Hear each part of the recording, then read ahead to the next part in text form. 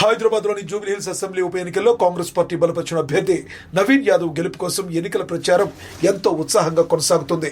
ఈ ప్రచారంలో ఖమ్మం జిల్లా ఇన్ఛార్జి మంత్రి వాకిటి శ్రీహరి, వైరా ఎమ్మెల్యే మాలోత్ రామదాస్ నాయక్, రాష్ట్ర గిడ్డంగుల సంస్థ చైర్మన్ రాయల నాగేశ్వరరావు, మట్టా దయానంద్ తదితరులు పాల్గొన్నారు.